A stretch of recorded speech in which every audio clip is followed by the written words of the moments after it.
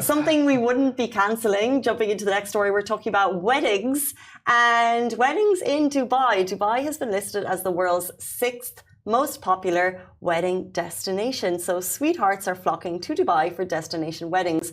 A study has revealed top global hotspots for 2024 nuptials, and Dubai has made the list, scoring an impressive 7.31 out of 10. Not surprisingly, the number 1 spot went to Tuscany, with Bali holding the 2nd position. Italy dominates with Lake Como ranking at number 3. Santorini secures the 4th place. Ibiza claims the 5th spot. Oh, Ibiza is so nice. Ibiza is, well, I think there's 2 sides to be the party side and then like the really gorgeous. It's just that maybe I'm in love with Spain. All of Spain, like Madrid, Barcelona, Ibiza, everything. That's why I like. But what about like the most affordable countries? It's funny that you say that because the guys who made the list, the name is Bounce.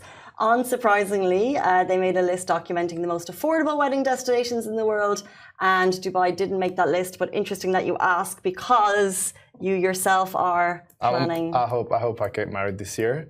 So you know, if anyone wants to sponsor my wedding, I'm down. I'll do anything for you. And if it's in the first 6 countries, top 6 countries, I'm so down. You'll do anything. I'll do anything. I can work for you for. Is it a pricey affair? Is it stressful? Like, are you already looking at prices? I'm not really looking at prices right now, but my wedding is so hectic because me and my partner, her family and my family. Each of us is in a different separate country, and we really haven't discussed that in the future where we're gonna have the family. You haven't discussed where you're gonna have it? Where we have the wedding. Mainly, she's gotta know. You haven't discussed it, but she knows. she has it in her mind, but she goes like, for me anywhere, you know. But you know, like girls, like when they see like demand pressure during this time, they just stay calm. I really appreciate that. But for me, you would have like go Egypt mainly because that's home. But also I want to do something here because like my friends and like we have some family here as well. So I may end up doing 2 weddings. Like, you know, a wedding and just like a small reception. The main wedding would be in Egypt. Yeah. And then rather than getting people to fly over, you would do a second wedding here. That's very thoughtful. Yeah, I would probably just do 1 and then assume that people wouldn't fly. Like everyone come to my wedding in Ireland, you know. But do you love the weddings to be like? Because like in different nations, it depends on like how the culture is. But in home, we would have the wedding approximately 300 people. But for me, I just say like 60 is good, guys. No, not my wise, I swear. But like a 60 is very good. Are you allowed to, do you make that decision or is it a family decision? No, it's of course, because you would have to invite all the families. And then your parents will go like, oh, I can't tell this and not tell this, so I have to tell this. And I can't tell this, but I have to tell this. So you find up a whole line going, ending of like half of the people you don't know.